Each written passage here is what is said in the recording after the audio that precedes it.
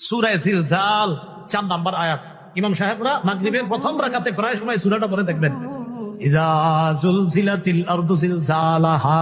এই সূরার 4 নম্বর আয়াত। আল্লাহ বলেন, ইয়াউমা ইযিন তুহাদ্দিসু আখবারাহা। সেদিন জমিন তার সব সংবাদ বলে দিবে। তিরমিজি শরীফের 2429 নম্বর হাদিসের বর্ণনা। রাসূলুল্লাহ সাল্লাল্লাহু আলাইহি সাল্লাম এই আয়াতটা তেলাওয়াত করলেন। কোনটা? ইয়াউমা ইযিন তুহাদ্দিসু আখবারাহা। তেলাওয়াত করার পর আল্লাহ নবী বললেন, আতাদরুনা মা আখবারুহা। তোমরা কি জানো জমিন সব বৃত্তান্ত বলে দিবে? জমিনের বৃত্তান্ত কি তোমরা কি জানো? সাহাবীগণ জবাব দিবেন, আল্লাহু ওয়া রাসূলুহু আ'লাম। আল্লাহ ও তার রাসূল ভালো জানেন।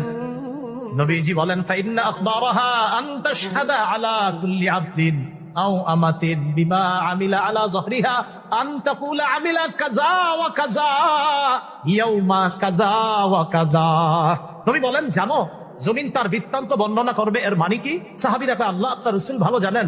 নবীজি বলেন, কিয়ামতের ময়দানে জমিন আল্লাহর কাছে প্রত্যেক বান্দা বান্দির বিরুদ্ধে সাক্ষী দিয়ে বলবে, আল্লাহ অমুকে অমুকে ওই দিন অমুক সময় এতটার সময় এই এই কাজগুলা করেছে, আমি জমিন তার বিরুদ্ধে তোমার কাছে সাক্ষী